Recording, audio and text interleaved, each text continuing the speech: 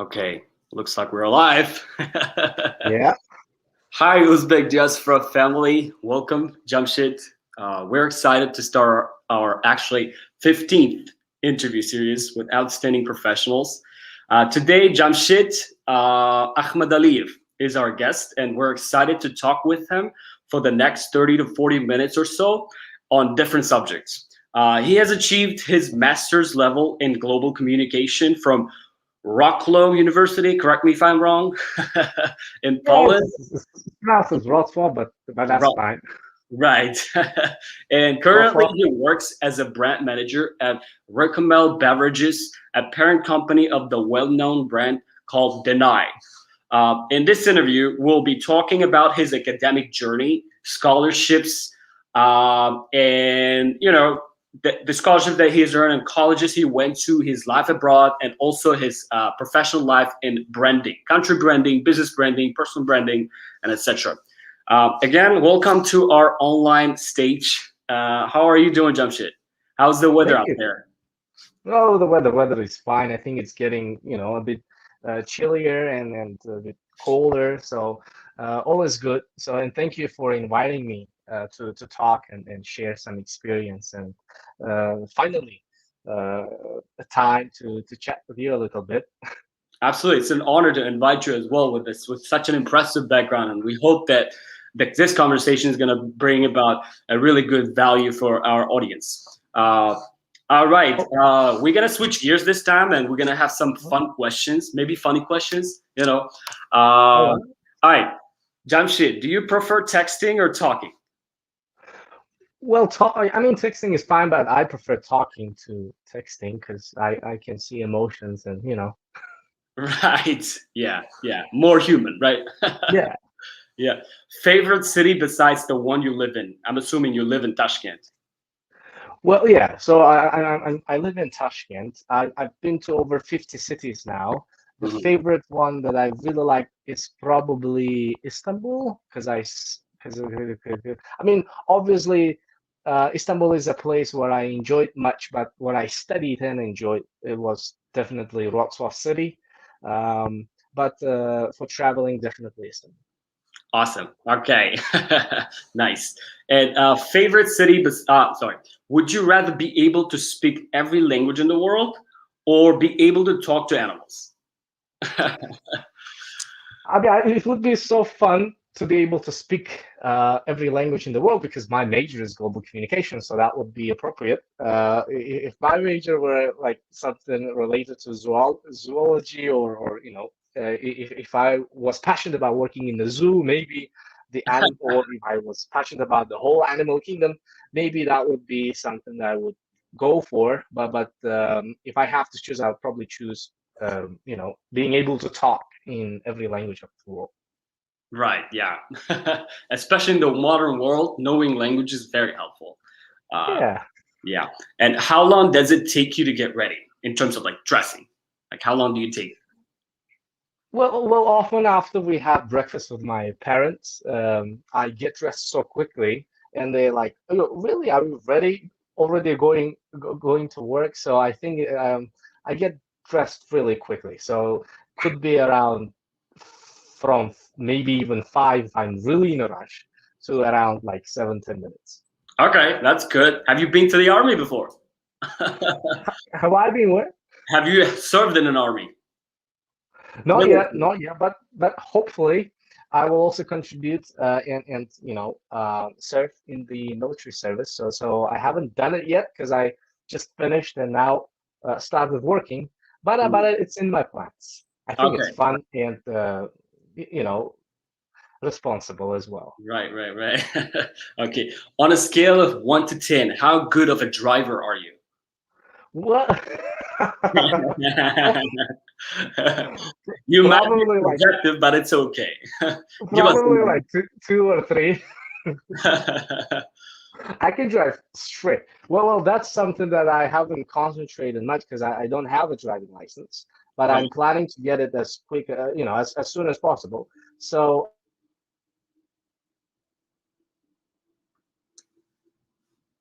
whom we traveled a lot when we were in Europe can Mm. confirm that. I can read maps really quick, really perfectly, and there could be some slips from time to time, but generally they trust me with the map, not Right. with driving. Right. Yeah. Yeah. Gotcha. Thanks for being honest. Fill in the blank. Elon Musk is this A one father word. of a father of his son, probably. That's that would be the weirdest answer. But anyway, Elon Musk is probably one of the geniuses that we have. I resemble him as Nikola Tesla of the old times. So he has his maybe exciting and for some people could be weird ideas about what he wants to do in life, and I think he has a purpose. So I think Elon Musk is someone who has a purpose in life. Purpose and vision. Yeah. So genius in one word, right? Yeah. At what age do you want to retire? I think well, now I'm 25. I think I want to retire at the age of 26. So How well, that's realistic then? that's too ambitious. It depends Yeah. on retiring. I guess my plan is not to get retired at the age of 50 or 60. I think my plan is getting retired as long as I'm not retiring as long as I have that passion that I do now. I do have now. Yeah. So if you ask me when do you want to retire, I would probably as soon as possible. But realistically speaking, I would probably retire at the age of maybe 40 or who knows, maybe 35.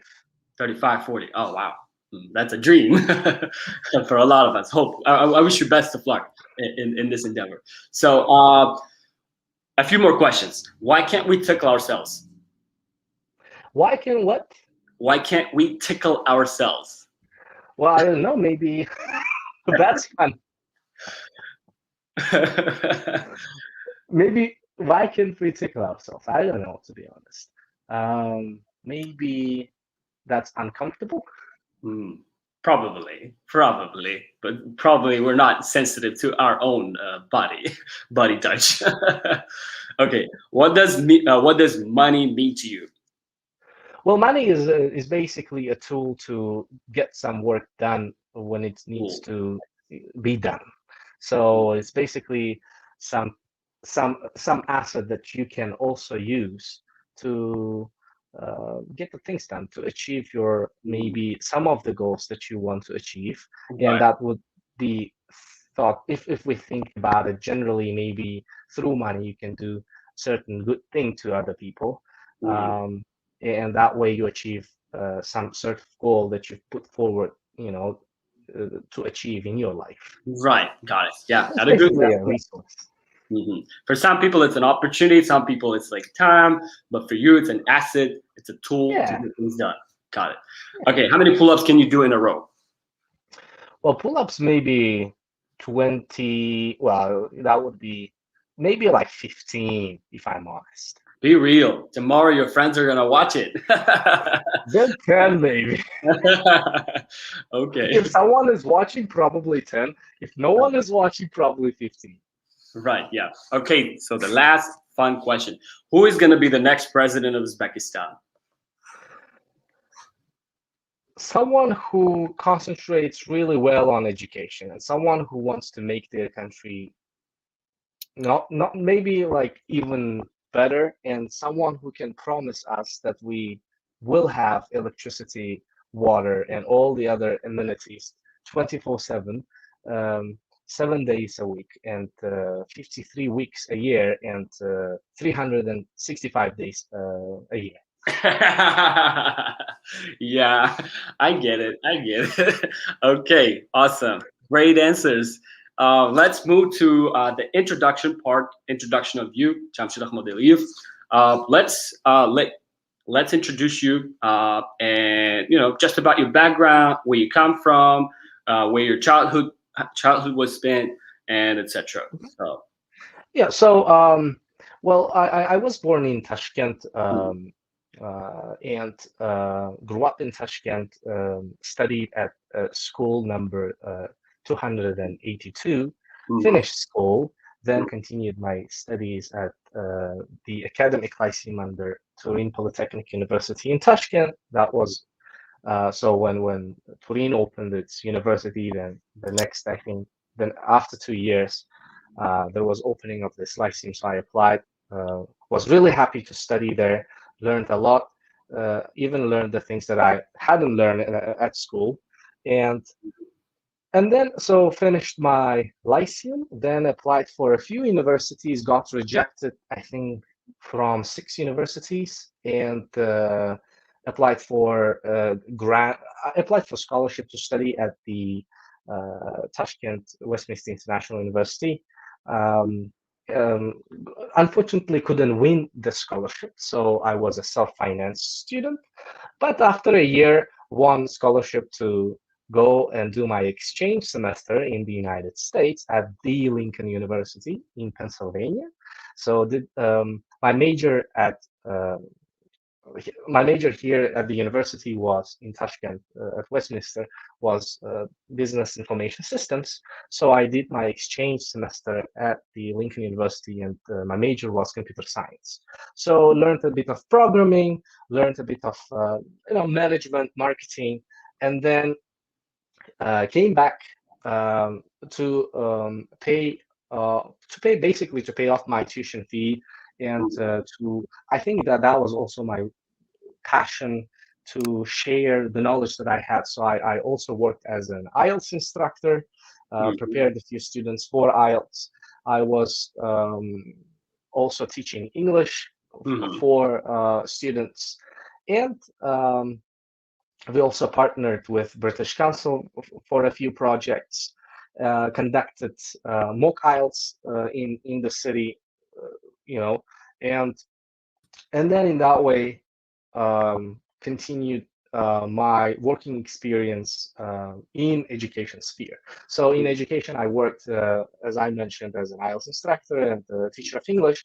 Then also was really passionate about working and helping to found a few education centers in Tashkent. So I was also a co-founder of a few education centers, and helped with marketing and IT. After I was done with my university, applied for a few scholarships like the AAD, got rejected, and then I applied for Islam Karimov Foundation scholarship to study abroad, got accepted, and went to study in Poland.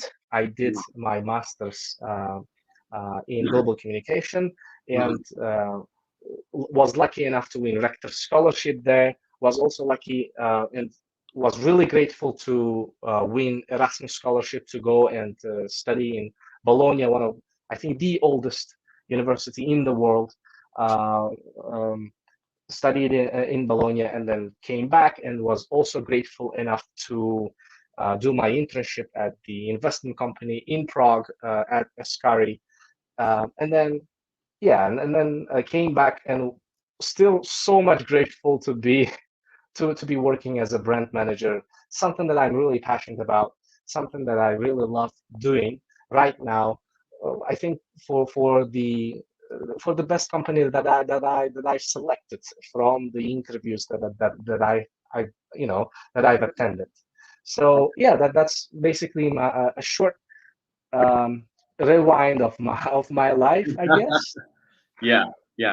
So there's so much stuff that went on. So we have to break down each of them and discuss separately. I'm sure.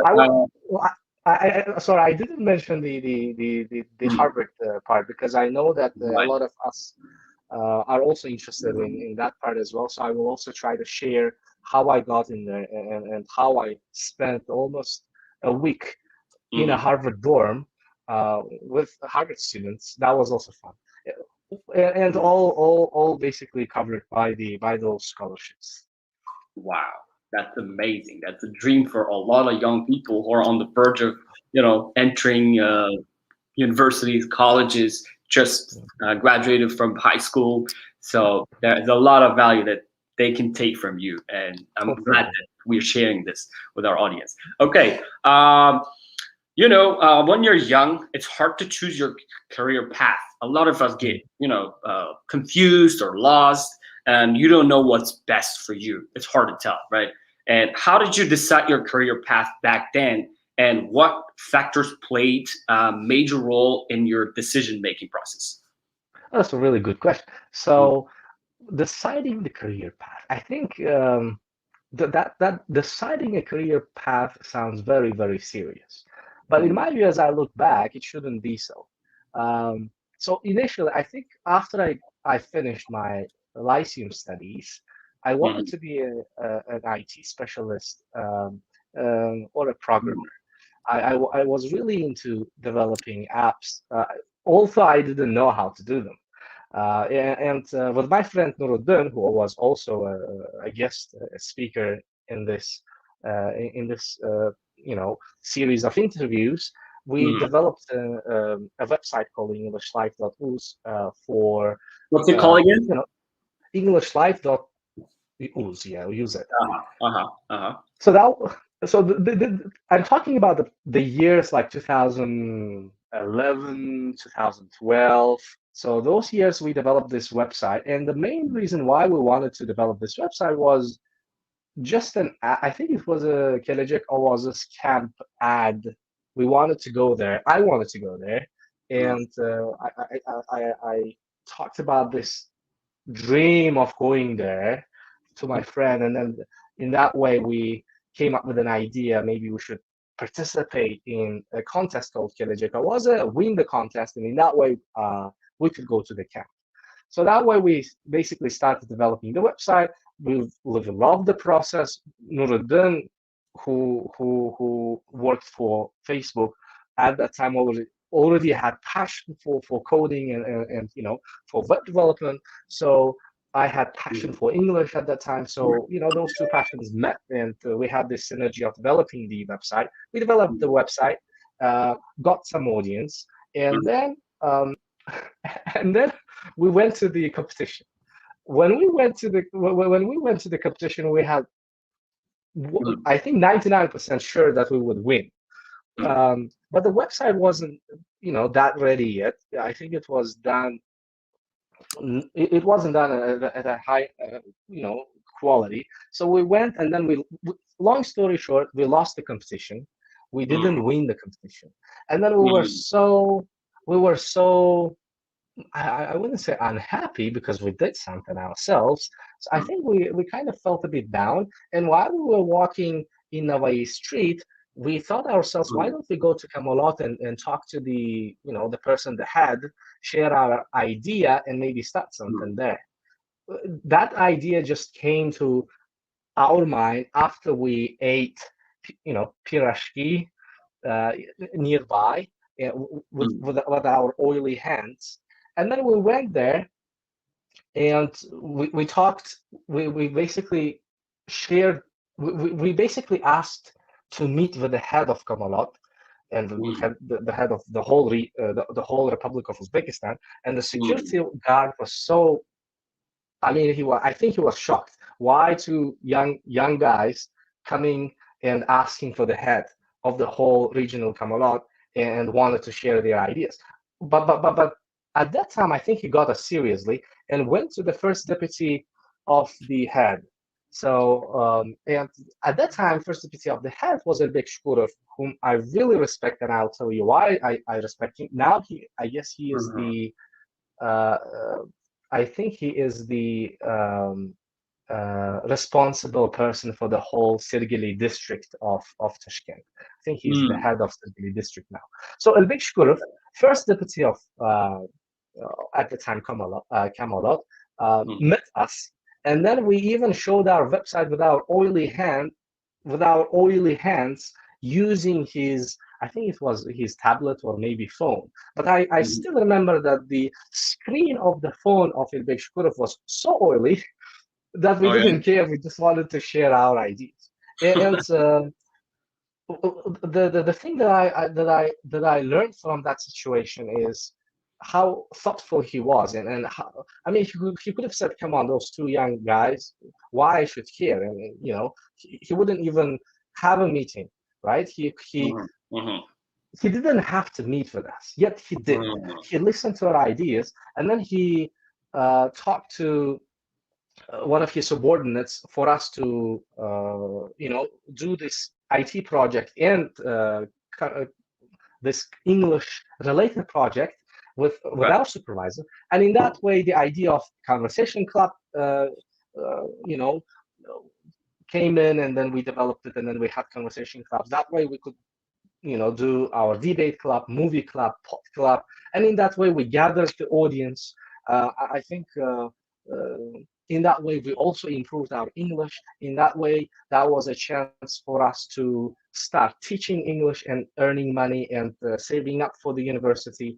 And that's why I'm so grateful for this Uzbek School of Math. I mean, I'm grateful for this opportunity. Not only for him, but in general, that we were given this opportunity. Right. Yeah. Yet he took his part, and then took us serious, and then helped us with his resources, at his position. So that's why, that's how we started. Awesome. Wow. Yeah, answering your question. So I didn't know that I would become a brand manager at that time, as you can see. At that time, I wanted to be either a web developer, or someone who would teach English to students, or someone who would prepare students for IELTS. So that was my career path. Yet in 2016, I think in 2019, after I graduated university, I read a quote, I think by Warren Buffett, and I also read statistics and analysis by World Economics Forum on future jobs. There, I was reading that the cameraman in a helicopter, no future job for them, because both the cameraman and the driver of helicopter would probably disappear because we have drones. And that idea shifted my mindset, and I started looking for a career path where or in which robots wouldn't take human skills. And at that time, communication pop up. So I thought about it, and obviously robots wouldn't entirely take over our communication skills. They would take our analytical skills, or maybe our skills like translation and interpretation. Yet communication is something that they would never take over. So I went for that path, and as communication is a broad subject, then during my master's level, my interest sparked in branding, especially in country branding, because I was taught by these awesome professors who were experts in their fields, especially in public diplomacy, country branding, public relations, marketing. And then I thought that, okay, that's my path. So as Gary Vee said, you definitely know him. So as Gary Vee said, we had to try different things in life for us. Yeah. At least exactly know what we want to do and what career path we want. If we don't like doing something, then we know that we don't like it. So sorry for a long answer. Wow, that's one of the best answers I've ever got to this question. Very thoughtful, and a lot of stuff went in there. So basically, one of the drivers in your career was that initiative with your friends, and someone encouraged you in this direction. And there's a lot of motivation from outside, and then and I also believe that you also had this tendency of not tendency, but like what do you call a character of being an extrovert. You know what I'm saying? You put yourself out there, and you just put yourself in an uncomfortable position and try different things. And you also mentioned that you've been rejected from many schools, which explains a lot of things. First of all, being consistent, being always like ambitious, and keep trying out different opportunities will bring about eventually some good result. Yeah, and I like the word encouragement that you use. Someone encouraged us, yes, but I think it would also, for me, if I look back, someone took us seriously when we were kids. Right. Someone, when we were teenagers, I think now teenagers are not taken seriously in general, even by some parents. So at that time, when we were taken, when our words, when our thoughts were taken seriously, we were like, wow, someone actually took what we just said seriously, and that changed a lot. So so the takeaway, the main takeaway from what we've just discussed is, I think sometimes we have to take people or their thoughts, no matter what age they are at, seriously. Okay, got it. Where do you stand in terms of your career today? Job place, years of experience, and etc. Like, short answer. Okay, so my career, my brand. So right now I work as a brand manager at Raymjonov Beverages, which is a parent company of Deny. So I'm responsible for the corporate brand and the product brand. So yet initially my experience in branding, even if I didn't know much about branding, started when I was British Council IELTS ambassador. I think it was the last years of my university at Westminster here. So we did this project called Mock IELTS, and then doing. I mean, you probably understand. Let me explain. So what Mock IELTS? What is it?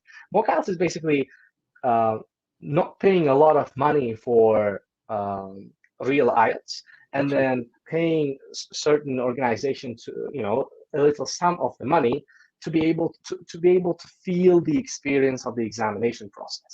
And the fact that we did it at Afrosiop, where the real IELTS is held, and we could attract so many students. I think there were around 70 plus students who were taking our mock IELTS test at Afrosiop, where the real IELTS is taken. British Council representatives took us very seriously, and then they thought, wow, that there is someone who is there is some organization who is doing it. So, and in that way, my link with British Council started, and then we also partnered with them where I worked at IELTS Zone with Big Zotmar Akhmadaliev, I think, who has the highest IELTS score in Uzbekistan, triple nines, and then he also got 8 in writing. So that in that way, I was selected as a brand ambassador for the IELTS because IDP came, so the monopoly collapsed. Now there was this competition, and in that way, I understood through teachings of British Council, I understood what brand is. Through teachings of British Council, I understood why this corporate culture is so important. Before that, I had only learned it in school at the university. I remember we had this Madura book, Business and Its Environment, and all of the things that I worked at British Council, I had learned it in theory, yet British Council experience gave me in practice. Then my branding experience continued at the master's level, where I was taught by those people who worked for Kodak, the old company. Right. So I was taught by this American professor called Charles Pinson, who literally worked for Kodak and developed their brand. So now I'm learning from such people. Obviously, I get inspired, and after I got inspired, I wanted to choose which part of branding I wanted to go. So there is product branding, there is service branding, like Airbnb, there is corporate branding, there is city branding, there is country branding.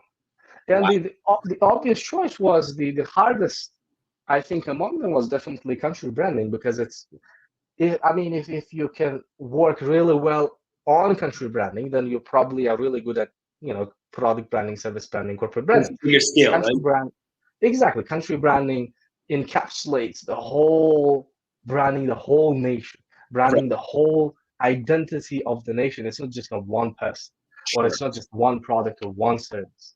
So Mm. that's why I I went for the challenging path and uh, learned country branding from some of the experts in this field. Georgi Zondi, who wrote books on the matter, who developed Hungary's country brand. I also was lucky and grateful enough to be able to work with Beata Otepska, who was really good at public diplomacy, who developed public Mhm. diplomacy in Poland. Right. And then Simon Anholt, who is the father of country branding, Keith Dinney, who is the first text book writer of country branding, learning their experiences, their knowledge, Mhm. helped me write my thesis at master's level. And I Mhm. wrote my master thesis on repositioning Uzbekistan, country branding devoted to investment and tourism promotion. And then Mhm. finished my studies, came back and started getting hands-on experience on product branding with Deny and corporate Mhm. branding with Ricamel Beverages. Okay. Okay. Wow. Yeah. Uh, that's a that's very impressive. And listen, you mentioned that there's 4 or 5 kinds of branding, right? Yes. Okay, and you're specialized in country branding. In academia, In I academia. read a lot about country branding. Yet, Mm. when you specialize in country branding, you obviously research about what branding itself Yeah. is, how Yeah. it is different from marketing in that way. So, my Mhm. academia interest is country branding. I Yeah. write in journals, concentrates on country branding. Yet, Okay. my interest itself is a bit broad about branding itself. Okay. Okay. Yeah. Cool. Cool.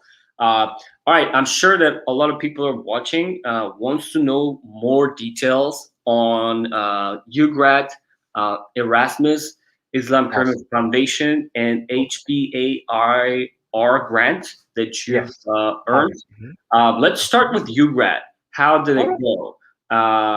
What requirements were there for you to do, and what really helped you to get this what do you call it? This is scholarship, right? UGRAD is a scholarship. Yes. Okay. It's basically an exchange semester. It used to be an exchange year, but then Okay. they changed it to an exchange semester. It's an opportunity, for example, for anyone who studies at the undergraduate level, so who Mm. are doing their bachelor's degree. Mhm. So what they can do is they can apply for this program. So Mhm. they have to fill in the application. They have to write at our time. So at our time, meaning 2015, 16, Mhm. when I applied, we wrote 3 essays and then personal Okay. statement, yes. So, and then you apply for the program. A lot of people apply for the program, maybe minimum 400, 500, and then over. So, and then only in our time, I think only 8, 9 people were selected and were able to go and experience American culture, American university life, and I was Mhm. one of them. So what Eight, nine basically people out of what? what 8, 9 people out of how many people were 8, selected? 9? So I think 8, 9 people out of 400, and that number is 400. minimum Wow. 400, minimum 400, and that people is probably rising, and now maybe it could be over 800. I don't know. Yet this is an amazing opportunity. Why? Mhm. One, you get to learn from professors Mhm. at an American institution. You learn about American culture, and Mhm. you'll be able to see the Atlantic Ocean, or maybe the any ocean. That when I first the ocean for the first time, I almost cried out of happiness. And friends, I think you also expand your outlook on life, and then you probably will change. It will also change your mindset, Mhm. and highly likely your life will be divided, into life before you grad and life after you grad. And Okay. and the way how you can win it Mhm. is you have to concentrate on already doing social projects. If you are someone who does social projects, lots of volunteering experience, working for free as a young person, and then have certain passion in what you're studying. If you're studying IT, really good passion, you already have to know your life goals. You already have to know where you want to be in a year period, in 5 years, in 10 years, in 20 years. Yeah. And then you also have to learn English really well. And then you have to be that person who wants to come back, get experience, get education, and come back and definitely give back to your community. So they look for such qualities in a person. And then if you are that person, you have to apply for the program because the program is designed for you. And then you basically fill in the application. Then they call you for the interview. They talk. And then so in 2016, I was who was interviewed. And then in 2019, I was someone who also interviewed as a panel member of the UGRA. So I already know it from two different perspectives. I know how you can answer the questions, and I know how the interview panel members, what answer they're looking for. So, yeah, okay. Okay, so that's UGRA. After you're done with the interview, let me conclude it. After you're done with the interview, then they will select certain participants. For example, they might select 20 people, and those 20 people, those 20 candidates will take TOEFL exam. It will be paid by the State Department or World Learning, I guess. It will be basically paid by the government, by the American government. And then, based on your results, they will also look through your experience and other things, and then they will select a certain number of candidates. And then you will have a chance to choose which semester you're going, but you will not have a chance to where you want to go and where you want to study. So the program will choose a university for you, and then you will basically go and study. Okay, awesome. And come back. That's the most important part. Come back. I can see you have a big sense of patriotism. I like it. And so just to wrap up what we have discussed with you in terms of UGRA, so you got to write 3 essays, 1 personal statement, and 8 to 9 people get selected out of 400, maybe 800, depending on the applications.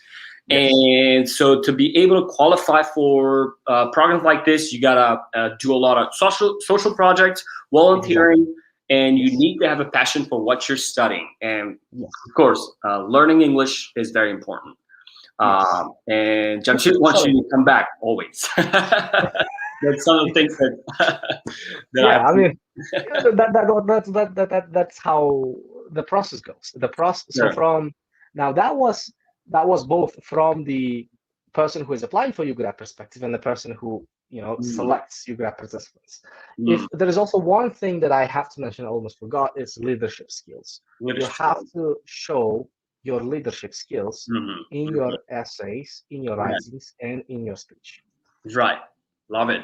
Okay. I love everything you said, and I'm sure some of them are very universal and they can apply to other scholarships that you've earned, scholarships and grants that you earned, And we are on 38 minutes of our interview, and I just want us to, be a little shorter in terms of our, in terms of like pointing out each question. But I've been enjoying it a lot. I'm listening to you, and I'm like, I see the time is passing by. I'm like, I have a lot of questions to ask. Come on. All right. I'll try to be as short, as quick, and as sweet as possible. Yeah, please. Thank you. And Erasmus. Let's talk about Erasmus. All right. Erasmus it's basically not just one scholarship or grant that I won. Erasmus is a group of scholarships. So with Erasmus, you can, if you're studying in a European university, you can do an exchange semester in some other, for example, university. For example, I have studied in Poland, at Wrocław University. I did my Erasmus exchange semester in Italy at Bologna University. So that's one way. That's called Erasmus Plus. Okay. And then there's also Erasmus Mundus scholarship, where you can apply for master's degree the whole 2-year period. You can win the scholarship. Erasmus will pay you money. You go, and then you do your master's. That's Erasmus Mundus. There's also Erasmus Joint Degree Scholarship, which allows you to win master, again, for masters. It allows you to win scholarship to do your master's, yet at this time, you can choose 3 universities in 3 different European cities. And then you start with, for example, in, I don't know, in Italy, then you will continue your studies in Czech Republic, and then you will finish, for example, in, I don't know, in Spain, and then you come back.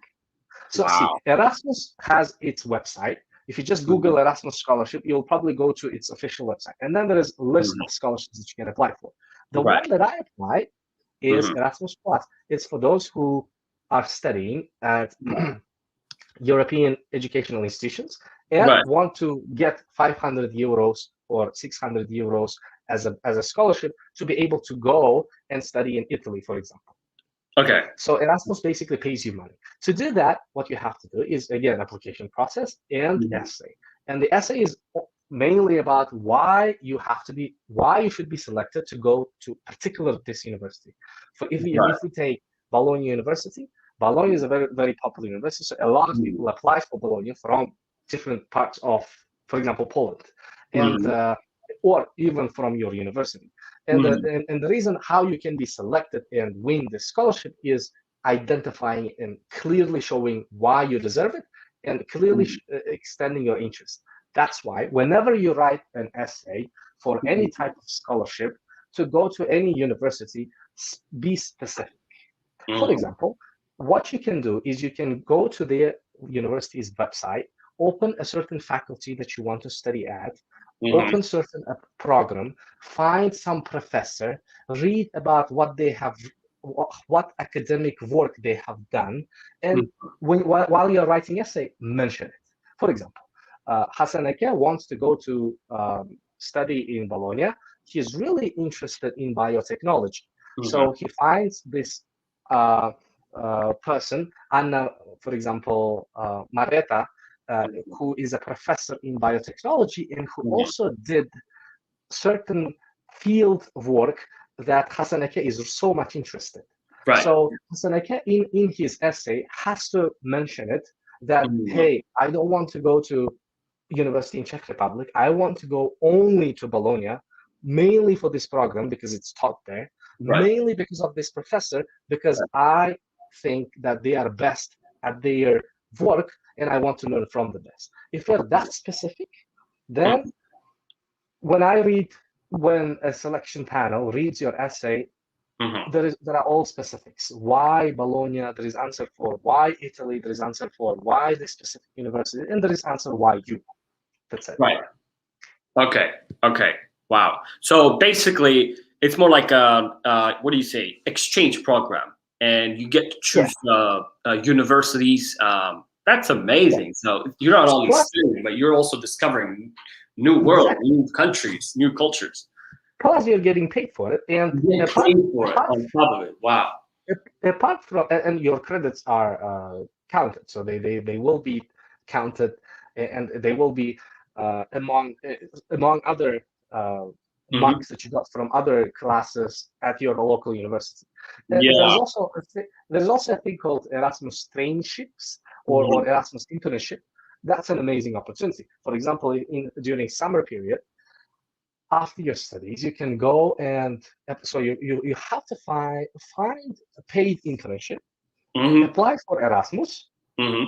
What you will do, what I did was I got salary or Erasmus money. I got internship money from my internship because I worked there, and then I also got Erasmus money because I applied for Erasmus. So through that program, I did internship. In that way, you will have enough funds to afford to live in a European setting, and you'll not have to do certain work that you don't want to do. So that's helpful. Yeah. So there is Erasmus. Erasmus is a group of scholarships. What I did was Erasmus Exchange, which is Erasmus Plus, and Erasmus internships, doing internship in a different European country. Okay, awesome. Okay. I just don't want to be ignoring some of the questions that came in. So let's see. What criteria is required to obtain Kermit scholarship? Akhrov Jurayev says that's when we wanted to start talk about Islam Kermit Foundation. So let's just point out some important things about Islam Kermit Foundation that still exists, and can people take advantage of it? And what are the advantages that it offers for students? Okay, so let's talk about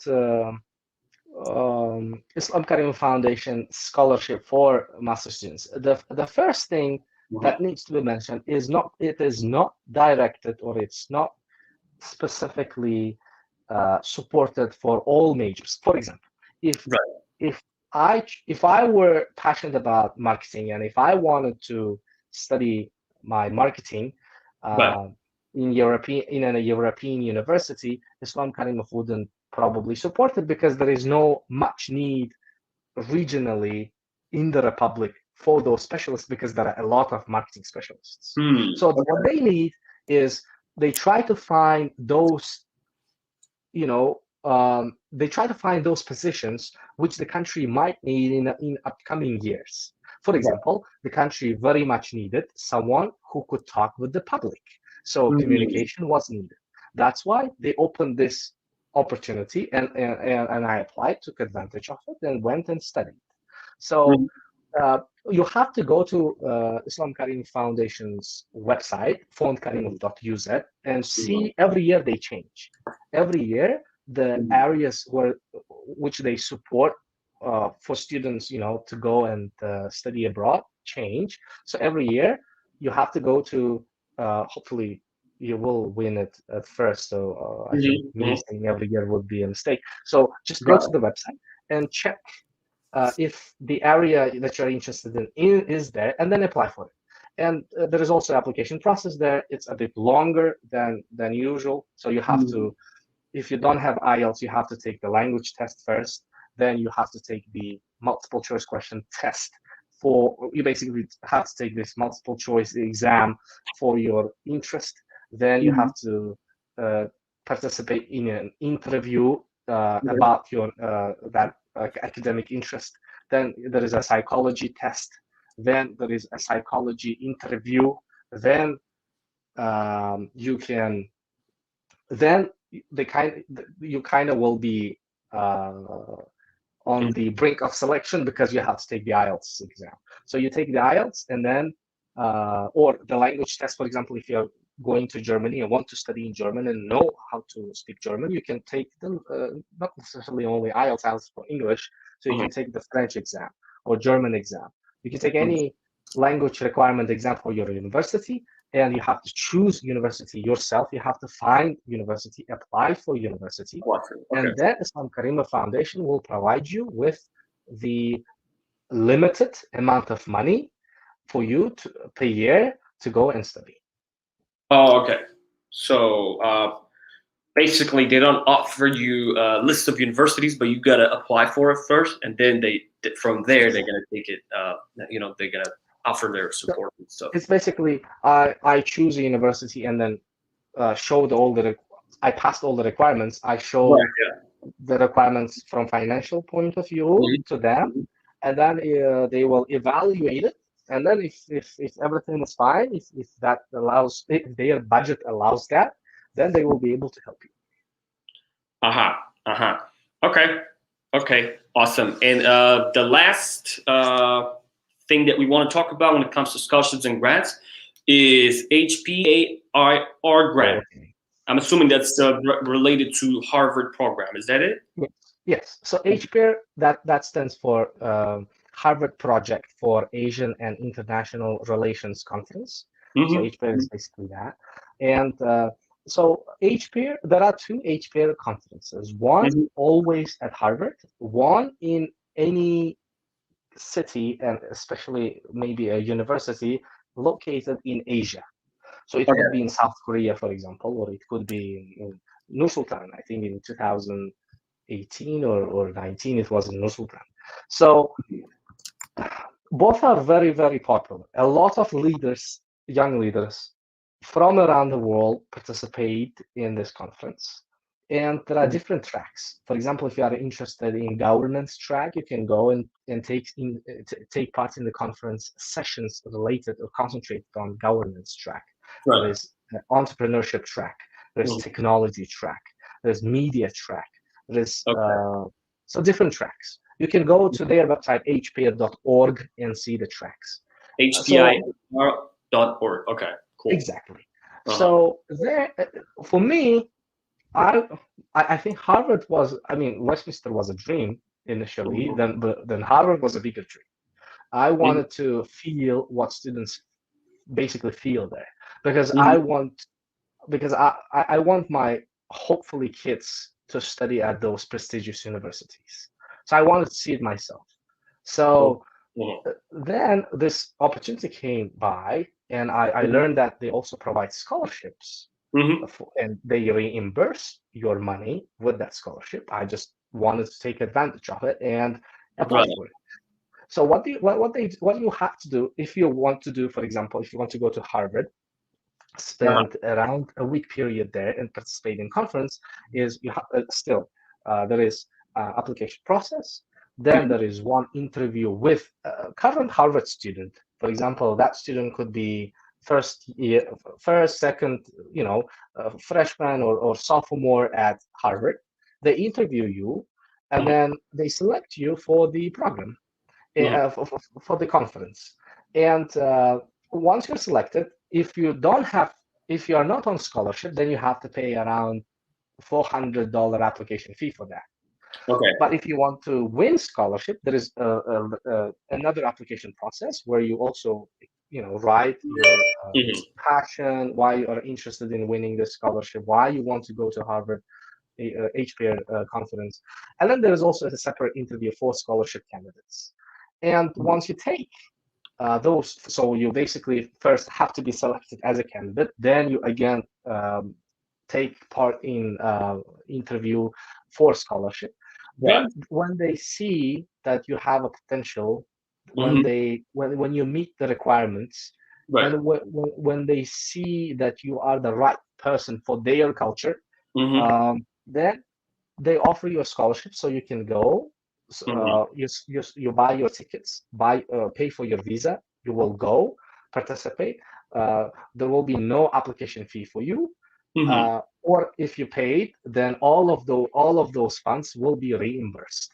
So I got for the first, I think it was the second time, because the first time was UGRAD. I think it was the second time when I got a check for that time. It was a very big check. It seemed a big check for me from Bank of America, and then I went and cashed it out, and then came back to my country. Wow, that's amazing. And at the beginning of our conversation, you mentioned that you're self-financed, meaning like you haven't been relying on any other people in your family circle, in your friend circle, but mostly you've been financed by these scholarships that you've earned, which is amazing, actually. Well, I have to correct you there, because I wouldn't be here what I am now if it weren't for my parents and my teachers and my friends who provided me. But I mentioned I used the word self-financed for a type of study at Westminster. So I paid the tuition fee myself. But yeah, I think I got just to be sure that I'm not boasting. Yeah, okay. Just to be sure that I'm not boasting, I have to mention that there is. Yeah, okay. Okay, so you're attributing your success to your parents and friends and everyone else, of course, obviously. Yeah. But what I'm trying to say is, like, one of the good things that we're talking about here in this conversation is you have, found some good opportunities that help you finance some aspect of your schools, and help you be successful. And not everybody can do it, and that should encourage everyone else to, give it a try. And the fact that you've been rejected so many times also is a good sign, that it is a good piece of advice for a lot of people. You get rejected all the way so many times, you keep trying, and some, luck is a numbers game. So you try different things, it's a trials game. You try different things, and something comes up, and something turns out to be a really good thing, and that will help you build your, future path, future career. And the reason why I took a bit time, reconsider the word self-finance is because I'm not a fan of such big words like self-made or self-financed or the richest guy. I even thinking about my answer earlier, thinking about getting retired earlier at the age of 35. I might sound kind of a bit boasting, but in my mind, I don't mean that I want to be super crazy rich and then get retired from work. What I mean is basically taking time off, becoming a family man, and traveling maybe around the world, and spending some time with my family while a certain business of mine is on autopilot, or while I'm working with the great team that I fully trust. So whenever I say, "Oh, I did that," or "I did this," I have to warn that there is no boasting or because I'm self-critical. That's why I have to mention that. Awesome. Yeah, I really respect it. I get what you mean, and I'm sure people are watching us can relate to it. The reason why I'm saying it is because, in Uzbekistan and the economic condition of Uzbekistan, a lot of young people don't have opportunities because of their financial problems. But there is a hope. There is ways to earn your way towards your success, and you don't have to be a son or a daughter of a rich family. If you put effort, internet is accessible from all around the world, at any corner of the world, and there's so much knowledge out there, and you can learn English by yourself by reading books or by building a community that you did in your journey, which is amazing. And you just shared your knowledge with students working as a teacher, which is amazing. So what I'm trying to say is, in Uzbekistan, there is some group of people who are, who attribute other people's success to just luck or to just, family, wealth and stuff like that. But no, if you are a little more critical thinking, if you're more, what do you say, proactive, you find ways like you did, right? And then it worked for me. It does, for example, it doesn't have to work for you, Khasan, because, for example, the fact that I won scholarship, and you also want to go to UGRAD. I mean, let's imagine that you're in Uzbekistan. You also want to UGRAD. You keep applying, keep losing, keep failing. It's probably for your own good. Because, for example, if I always remember the situation when in our Uzbek culture, when some Uzbek man parks their car, and then there is another car parked and blocked his road or her road.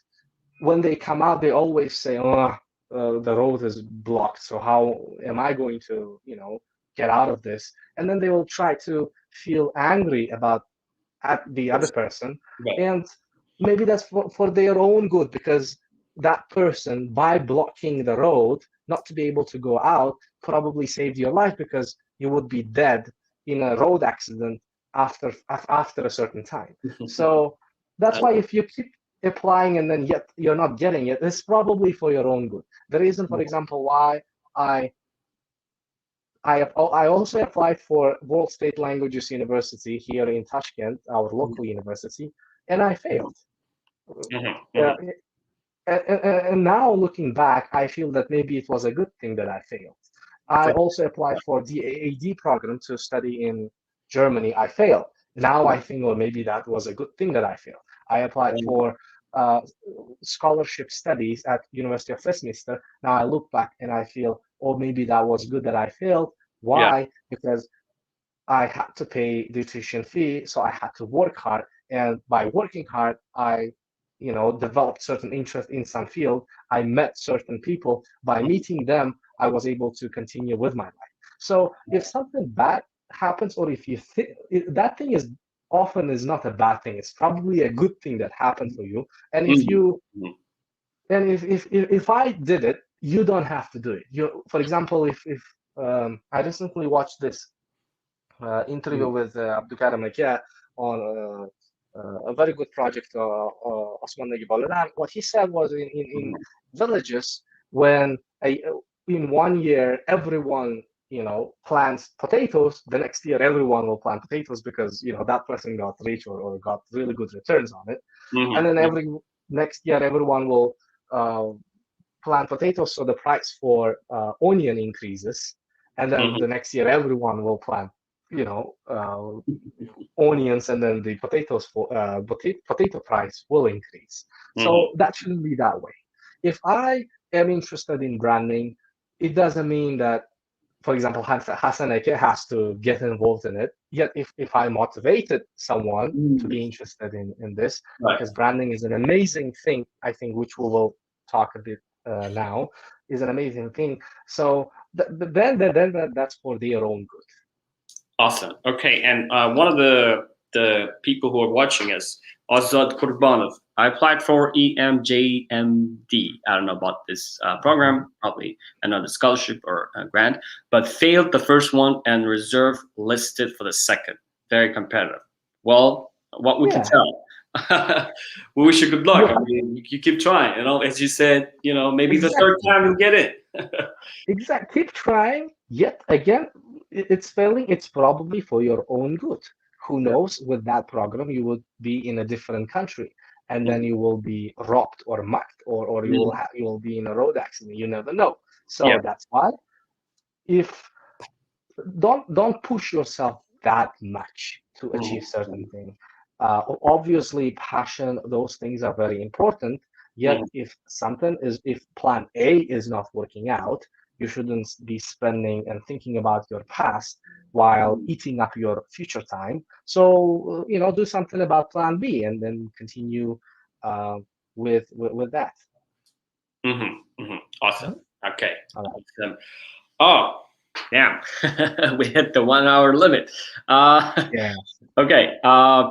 So, our UD community members are from all around the world and they Mhm. come from different walks of life. And we know living as an immigrant has its, not even an immigrant, maybe a foreign student, let's say, has its Mhm. good and bad moments.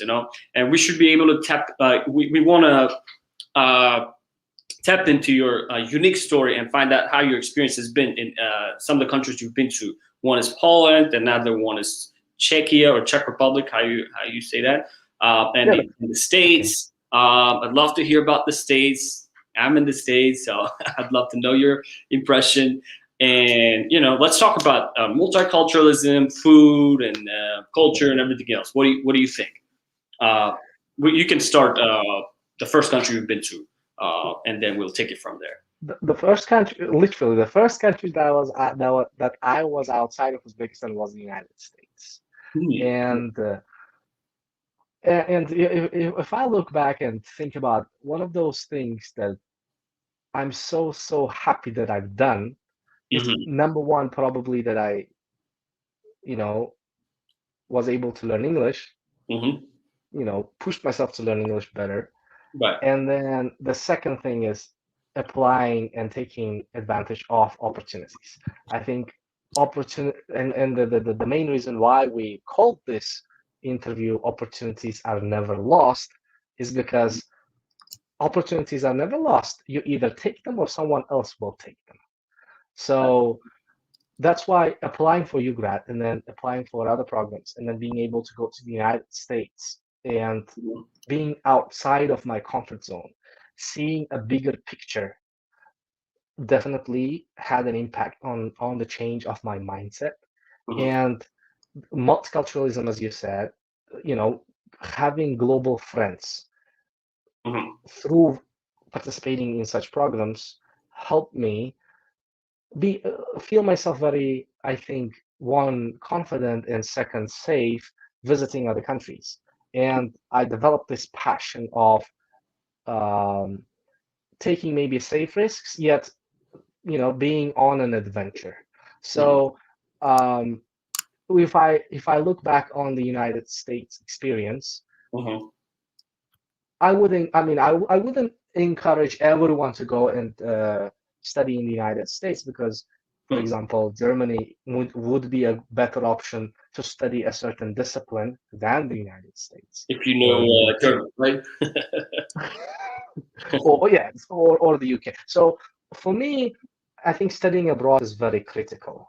If I'm, for example, talking with my very close person, let's say my family member, even my son, I'm not married yet. If I'm talking to my son, I would probably encourage them to study abroad. And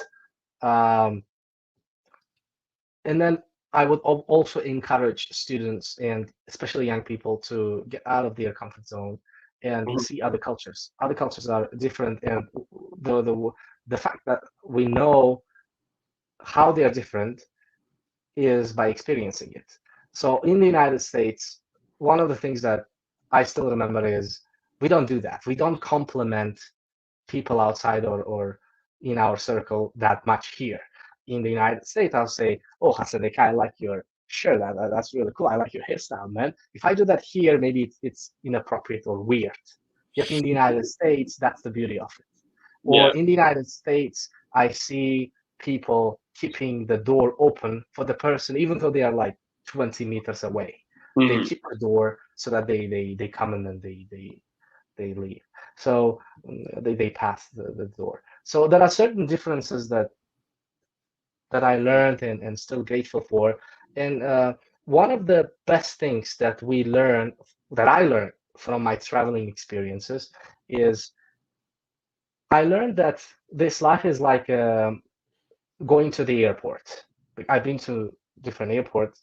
Probably that's the metaphoric belief. I think that this life is basically all about taking your flight. You're basically going to the airport, and when you are going to the airport, what most of us do, or what we shouldn't do, is open up our phone and play Angry Birds. What we have to do is we have to go to the check-in counter, get the ticket, and go and sit in our airplane. We have to catch the flight. Yet, if you're spending time just getting in the airport, and the main and the most important thing that you have to do is catching an airplane, yet you're sitting and playing games on your phone, then you're doing something not right. And that was the first thing that I learned throughout my travels. The second thing that I learned is, see, when you are in the airport, don't take a lot of baggage and that stuff, because that's not also yours. You have to catch the flight as soon as possible. So take a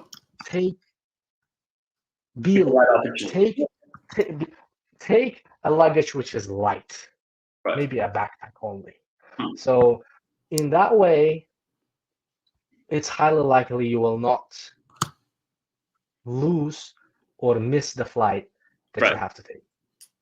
Okay, awesome. And the States has been a good experience for you, and you learned a lot of different cultural things that people do.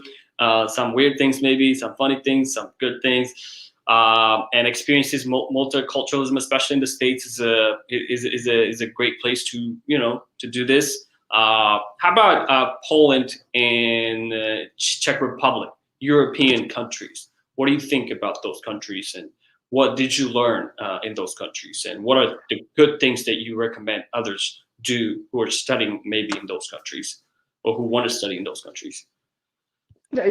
My personal thoughts again.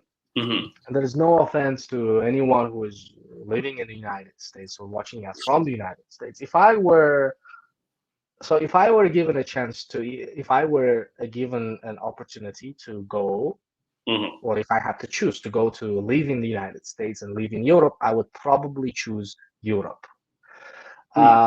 Not necessarily because it has better architecture style, or it has better laws, or it has human rights are way more respected in Europe than in the United States, but mainly because of the intelligence. And by intelligence, I don't mean intellect. I think from my experience and from my, observations, I found it very, very helpful and useful, and maybe better for my future to be around the people in Europe than I was in the United States. By that, I don't mean that people in the United States are dumb or something, but what are some of the good things about them? Okay, what is good about the European culture and the people? What attracted you? What maybe you vibed with them better, or they're more accepting, or like what was going on? Not definitely not more accepting. I think people in the United States are more friendlier when it comes to approaching people. Yet in Europe, I felt professionalism more. I guess I felt passion for your job more. I felt the really good quality of education more. I felt lots of skilled people. Maybe it's because I studied at the master's level, or maybe I was lucky to meet with them. But in general, I think if I want to raise and spend my time, I would definitely choose Europe or maybe Canada. If I want to go visit and have some fun with my family, I would probably choose the United States and go. Okay, good answer. And again, that's my personal. What works for me may not work for somebody else. So please don't judge on it, or don't take it personal. Okay, got it.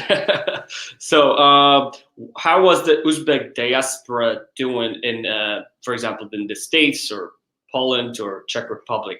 Were you very much involved in these communities, or were you doing anything to support them? What was going on?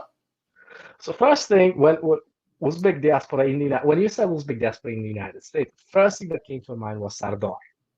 And what's the last name? What? What's the last name? Sardar, who basically works who was working at Jafton, I think, with Bob. Oh, he's a good friend of mine. Okay. Yes. So when we went for Harvard conference, we only had met once. Yet we became so close. We developed this good friendship, and he even invited me to the restaurant Afande, and I had so much fun eating Uzbek food because I missed it, even though I was like a week away from my country. The hospitalism is still there. Uzbek diaspora, I think, maybe it's a show off to say that we're hospitable, but and maybe some people say, oh, Uzbek people don't talk with Uzbek people, so don't even try. For me, there are really a lot of good Uzbek people out there, and whenever I think about Uzbek diaspora, I always think about them. Those people who want to share what they've experienced. Those people who don't shut the door after they've passed the door, or after they've crossed the line. So they don't shut the door. They try to open it for some other people, for them to let in as well. So that's what comes to my mind. And by that example, I remember the interviews with the girls who studied at prestigious universities. I think that was one of the first Uzbek diaspora interviews that we watched. Right? So those people sharing their experience are definitely motivating others to take and to reassess their path, and maybe to choose their path where they want to go. So Uzbek diaspora is very important, and it's also important for country branding. So that's why we have to promote it and develop it and help make it better. Right. Awesome. Wow. So such a strong sense of patriotism. I love it. And sorry, because we initially thought that it would last around 40 minutes, yet it lasted more than an hour. It's because your questions are so great. Yeah, I know. I usually try to watch the time and try to be on time, but like this turns out to be a really fun conversation, and I'm really enjoying it, and I'm also taking a lot of good advice from you myself personally, and I'm happy for that. And okay, let's just keep the ball rolling for another maybe 10 minutes, 5 minutes, and we can wrap this up. Some of the questions, we don't want to ignore our dear community members. If there are any questions, I think it would be better to answer them. We have 10 minutes. You still have a chance to write any questions. So, and it's better to talk specifically about what you're interested in rather than me beating around the bush. So please do ask questions. Yes, we encourage everyone who's watching us to ask questions. And let's see, we've got one of the people watching us, Iqbal John Sabirov. Looks like a personal question. Thank you for the interview. A question: what is your biggest regret? I think my biggest biggest is again serious word. Biggest is a serious word. So well, obviously people have regrets, and maybe my regret is I don't have many regrets. Maybe one of my regrets, and that's probably not the biggest, yet something that sometimes that I think over is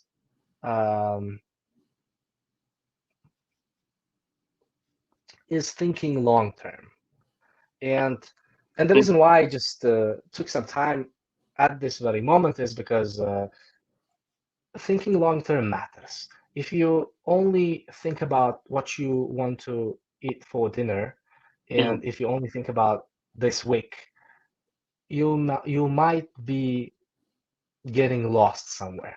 So it's really important to think ahead, at least see where you want to go, because the difference between where you are and where you want to be in the future, and that future would be 5, 10, 20, 50 years, or maybe after you are dead, is what you do. So that's why the most important thing, and one of the things that I might regret slightly, is not thinking about this earlier. If I had thought about this earlier, maybe I wouldn't take certain opportunities that I had taken. Maybe I wouldn't have done certain things that I had done, unfortunately. So thinking long term and analyzing where you want to go, where you want to be, who you want to be, who you want to be with, is really, really important. So I might sound a bit, this answer could sound a bit philosophical, yet it's all about goals. If you don't have a goal, then you're just maybe wasting your time, or you don't know where you're going. It's metaphorically speaking, it's the same as, again, the airport example. Now with Khasan, we are in the Heathrow airport, and Khasan and I, we want to see Big Ben. If Khasan says, hey, Jamshid, I have Apple Maps or Google Maps, and I've already located where Big Ben is, let's go that direction. And if I don't agree with Khasan, and if I say, hey, I don't have to have any goal or to get to my destination, so I'm going to go maybe this way, I will probably end up somewhere else, not necessarily Big Ben.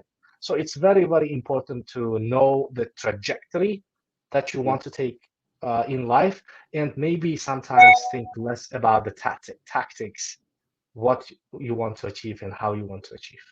Maybe it's more important to think about why you want to achieve it. Right. Wow. I love it. That one of the sayings by what's the name? Simon Sinek says, "Focus on the why." Oh yeah. What why is, not before how and what. You know, like you got to know what you're aiming at. Like that's a great piece of advice. So next question is: do you think that going for a program in Europe, which is not exactly your favorite, but is sponsored by scholarship, is the right choice? I'm assuming that the person tried to apply for a scholarship, but that's not what he really wanted, but he probably got it. Do you think he has to keep on this path, or he has to rethink and maybe reevaluate and go for something that he has to pay maybe? Okay, so I think the proper answer for that question is people are divided into many different groups. So some people think that if they work, again, it depends on your goals. Some people, for example, let's say, some people want to achieve, let's say, a certain goal. Hmm. Let's not talk about what that goal is. Hasaneke and I, if we work normal hard, can Hmm. achieve that goal for 4 months. Hmm. And if Hasaneke really, really, really wants to achieve it and get to that goal faster than me, if he works twice harder than me, he would probably achieve it uh, in 2 months, not Hmm. necessarily in 4 months. So in that way, Hasaneke is different than me because Hasaneke is very much concentrated on their goal. So if you are that person who is very much concentrated on your goal and that program which supports you to study in Europe can help you with that, based on your question, it doesn't. Hmm. So Hmm. Yeah. if that is such a problem, then you Right. have to definitely go and take this Hmm. opportunity. Yet, if you're somebody who is, in this example, me, who wants to try a few things, who wants to see if they really like working. For example, I wanted to work as a programmer initially, but then I saw it. I coded a few times, and I saw Right. that, oh, that would be boring for me. So I experienced it. That's why it wasn't so much motivating. In that way, you also don't lose. That's also a lesson. But in general, if we take it in general, obviously, if you have this opportunity, then it's given for you. So why not to take it? And why not to learn a lesson and take advantage of it and maybe expand your horizon? And maybe that thing that is not your favorite at this moment will be the most favorite thing that you will ever love doing in 2 years after you graduate. So Right. you never know. Please try. Okay. Awesome. Okay. Uh, that's been an amazing conversation, and I want you Thank you. to wrap everything up. And if you have any final words, please go ahead and share it with us. And yeah, we'll be wrapping it up. Okay, so in if I have to wrap it up, I would probably encourage people to always take opportunities, Hmm. and opportunities are there. If you don't take it, then someone else might take it. And if something doesn't work out, then you probably shouldn't be so sad about it. Maybe that's actually a good thing for you. That's something that we've talked Hmm. throughout this interview, Right. and always have at least jot down goals on paper somewhere or maybe on your mobile device and try to achieve them. And they start with small goals and then continue with big ones because it's more interesting to live life by achieving certain type of goals that you want to achieve, because when you look back, it feels that you actually have done something, at least for yourself and for the people around you and for the whole society. So as maybe I sound a bit patriotic when I say, okay, it's important to come back to the country, uh, but think also about contributing to other people, not only about yourself. So contribute very well, as much as you could, to at least to your maybe your friends, to people around you, to the society, or to the whole world population. So in that way, you might leave a small legacy in some person's heart, and when you die, definitely those people whom you touched or helped Hmm. upon, whom you helped upon, and uh, touched in a way, changing their perspective on life or helping in their life, will probably remember you, and they remember you having a smile on their face. So that's why that's something that matters. And think bigger. There is more than There is more life than you can imagine, and there is obviously there are more opportunities that you are facing right now. Awesome. So Thank you. I just wanted to say my takeaways from this interview with you, Jamshid. Thank you so much. And some of the important things to mention. Learn English, everyone, whatever your level is, learn English. That's not my advice, that's Jamshid's advice. Continuous attempt to look for opportunities. So keep looking for opportunities. You're going to fail, maybe fail 10 times, 100 times, but one of these opportunities will bring a good result for you. And getting out of the comfort zone, always focus on the positive sides of the things. I love it. Being positive, never like paying attention to the bad things that happen, but keep your tunnel vision, on your goals and experience multicultural life. I love that. And part of the reason why you have so much, a bigger scale, a bigger spectrum in terms of your thinking is because you experience multicultural. You talk to a lot of people, right? That's one of the things that you advise to others as well, especially young generation who are on the verge of, going to school, maybe starting their career and stuff. And I love your analogy. Life is taking a flight. Take the right opportunities. Don't overload yourself. So you choose Europe over the States. I don't agree with that. Just kidding. We're both subjective, but both countries, both continents offer you good opportunities. With limited financial abilities, as Jamshid achieved, you could do it as well. Try to look for scholarships. Try to look for grants that offer financial support for you, or maybe your family, your friend circle. I like how you correct yourself always. Always try to be politically correct, and it shows the level of self-criticism that you have, a standard that you set for yourself, and I really respect that. And don't be afraid of taking a risk, as Jamshid say. Take risks and don't be afraid of the results. One of them turns out to be a good thing, and opportunities are never lost. Someone will take it, and keep that in mind. If you don't take it, someone else will take it. So put 10x effort, not an average effort, and have a sense of contribution. Have as much patriotic sense of contribution as Jamshid. And I love it, and I love your career path, and I wish you best of luck. And I wanted to say there's so many things that we didn't point out today. For example, your work experiences, and also we could just have talked a lot more about the scholarships.